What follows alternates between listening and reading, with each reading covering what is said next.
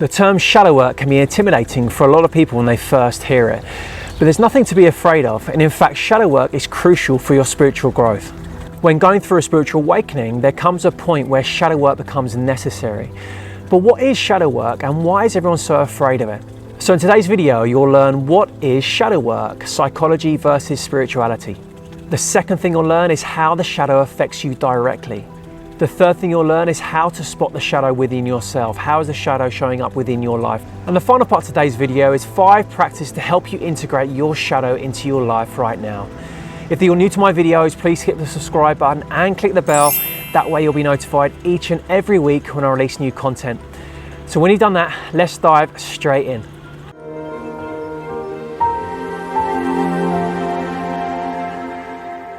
I'm Richard Husseini, coach, speaker, and here to support you along your path to personal mastery. And personal mastery being the path of inner work and outer action.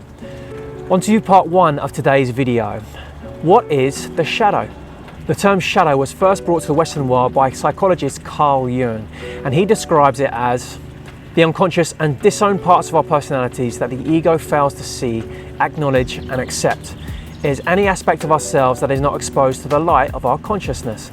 As children, we are born whole and complete, but that wholeness is short-lived. Our shadow is born within childhood and the byproduct of our interactions with the people closest to us. To put it simply, our caretakers make us believe that certain parts of us are good and certain parts of us are bad. Those aspects that we perceive as bad, we begin to reject, and those parts become our shadow. We can call the subconscious mind the shadow because these are the parts of us that we can't see and we're not aware of. The conscious mind then we can call the light because these are the parts of us that we're aware of fully and we can see. What goes into our subconscious mind are the parts of us that we reject about ourselves, the unacceptable and unwanted bits. And the moment you begin to say something bad about yourself, they're the parts you begin to reject, ignore and deny. Despite these parts of us that we can't see, they begin to affect our life every single day. Quite simply, when we deny those parts of us, they don't disappear. They get stronger and stronger and bigger and bigger. And so they have more and more influence on our actions and how we perceive and how we walk through our lives. On to part 2 of today's video, how the shadow affects you right now. As children, when we depend on our caregivers for survival, we begin to suppress those parts of us that get disapproved, and we exaggerate those parts of us that are approved or liked.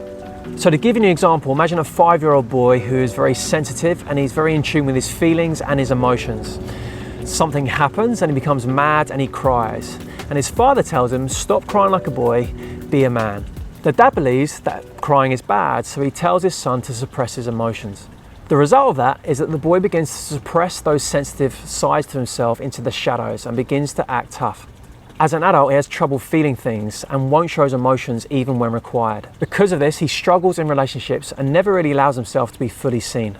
The shadow grows every time you suppress it. To give you one more example, imagine a young girl who gets really annoyed at something and begins to throw a tantrum, as all toddlers and young children do.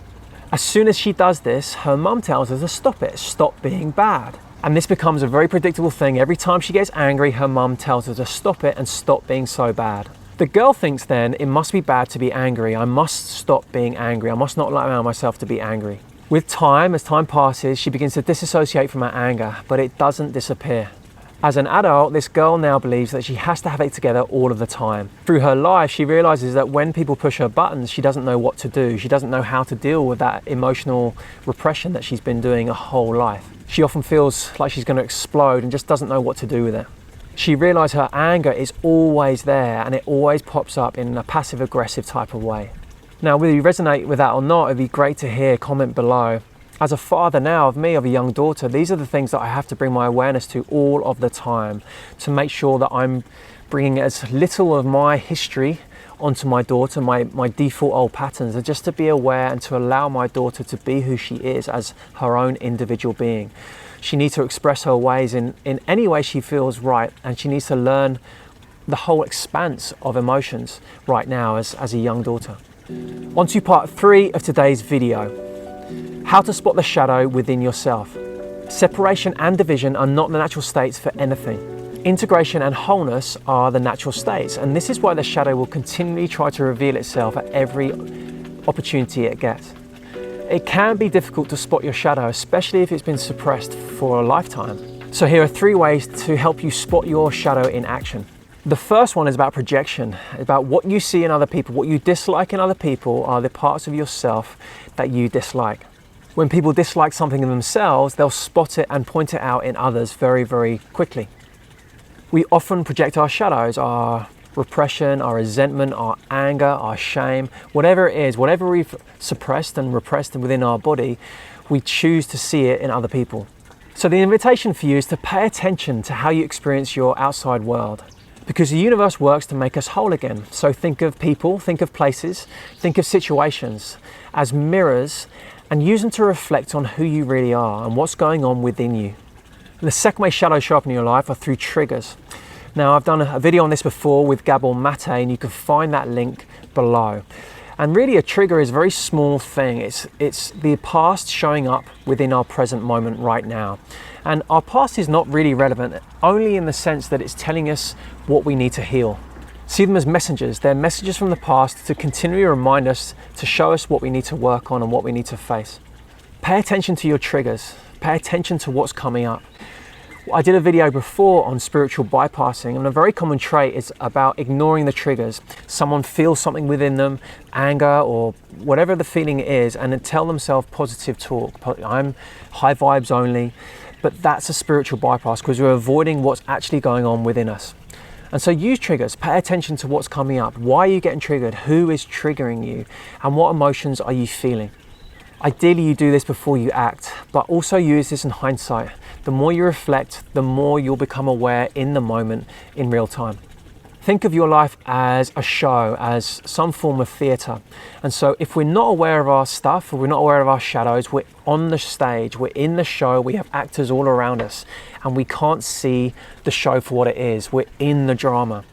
The more we develop awareness, the more we begin to work on our shadow and integrate all those different sides of us, we begin to move into the audience.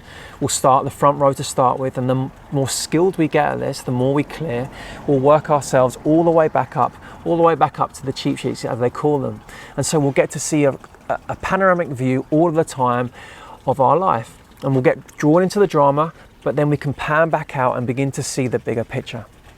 The third way to spot the shadow within your life is to see patterns. What keeps repeating?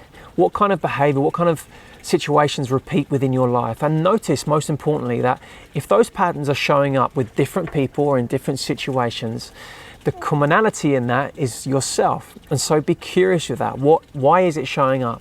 Your shadow wants you to become aware of it. It wants to be seen and it wants to be accepted. Your shadow will continually show up in different patterns until you're ready to look at it. So that's why the invitation is there, to begin to look at patterns. What's familiar? What's familiar about a situation? It may be with something different or someone different, but what's familiar about that? What feels familiar? And so to give you an insight into how I use this within my life, my wife Anna and I have made a commitment to each other to help us both heal our shadows so we can evolve as much as we can within this lifetime. And so an example of that would be, say, when Anna and I drift, for example. We naturally drift because we become busy maybe, or we see family and lots of people are around. And so what happens within me is that I begin to feel unworthy, or I begin to feel unseen, or I begin to seek validation. Now, these are old patterns within me, and I know they're old and I can recognize them. And so the first thing to do is to admit them. This is how I feel.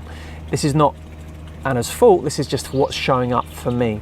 And that dialogue and that conversation and that practice of myself to become aware of that, of what's familiar and why is that feeling, and also to admit it, just to admit how I'm feeling, begins to soften it and begins to let it go. And so I invite you to be courageous in your relationships. If you are in a relationship, a marriage, a long-term marriage especially, begin to be curious, begin to open dialogue up between you both, and use your relationships as a way of healing, to strengthen your relationships, to strengthen and deepen your love. It's a powerful practice and it's a vulnerable practice, but I can only tell you that it just opens your world up profoundly. On to part 4 of today's video: how to integrate the shadow and 5 practices for you to use. Shadow work is nothing more than making the unconscious conscious and the unacceptable accepted. That's literally all you're trying to accomplish. The goal is to bring the shadow into the light or to shine the light onto the shadow. And the more you do this, the more you shine a light onto the shadow, the smaller it gets. So here are 5 simple ways to begin your shadow work. So the first practice is to begin to review your childhood. So start with the first question is, were you accepted as a child? Something else you could ask yourself was, how did I feel most of the time? What was expected of me, and what behaviors and emotions were judged by my people? Literally feel that and think that. Spend time reflecting on that. Those behaviors that were judged by other people, they're the behaviors that formed your shadow. And the more you can answer those questions, the deeper you can go into those questions, the more you'll be able to see how they're influencing your life right now. As Carl Jung and Gabor Mate have pointed out, our shadows are formed in our childhood. So the more we reflect on it, the more we become aware of what's influencing our life and what we need to let go of. The second practice is becoming aware of your shadow. Have you done any of this work before? Is this new to you? Listening to this video, are you familiar with this, or is this something that you're not really aware of and this is the first time you're hearing it? If it's the first time, or even if you're experiencing it, that continual awareness, that continual curiosity with, okay, why am I acting like that? Why am I feeling these emotions? Why do I feel angry? Why do I feel sad? Why do I feel resentment? Become curious with all of that. What is happening within you, your visceral nature? I've done a video before on interoception, and simply put, our brain makes emotions of the feelings within our body.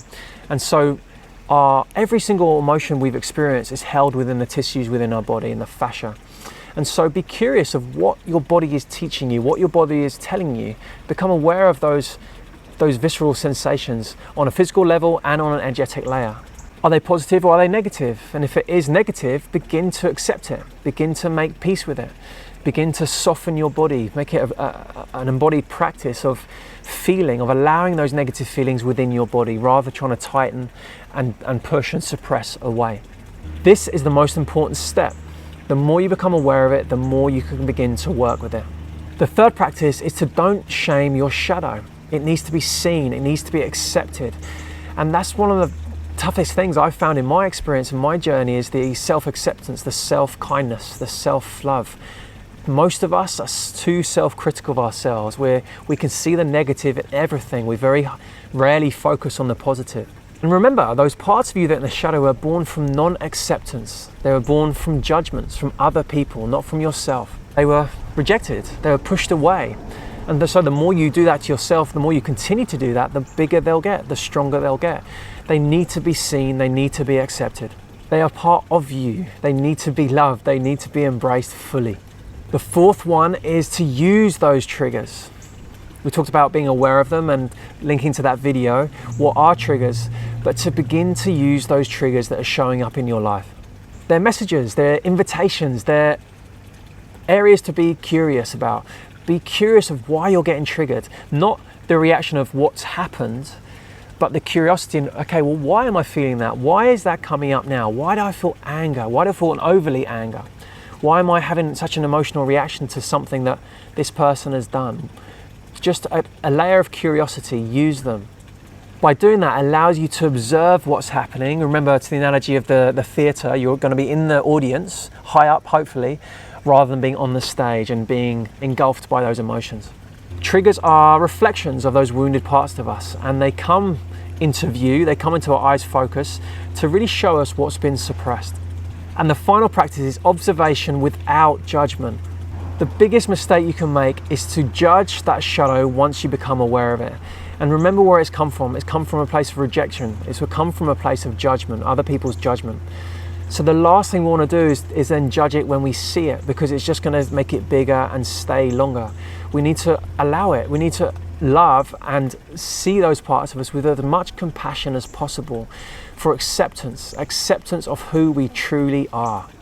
So when you see it, begin to observe it without judgment, acknowledge it, and then begin to understand it so then you can integrate it. Shadow work doesn't take years of planning. It's simply about becoming aware of what's showing up for you. It's about curiosity. It's about being curious of what's hidden within you, what's influencing your life without you knowing about it. The more awareness you can bring into your life, the more you'll start to see, you'll kind of sift away, as Gabor Mate says, the archaeology of the mind. You begin to gently sweep away those parts, those covered parts of us, to reveal those layers and those wounds that are influencing our life. When you come to this work, you may begin to feel like you did as a child when you were forced to suppress those emotions. But once you become aware of it, it may reveal a very profound side of you that you didn't realize existed. But once you can overcome that, you can override those default patterns. It can reveal a side to you that is deeply profound that you didn't realize existed.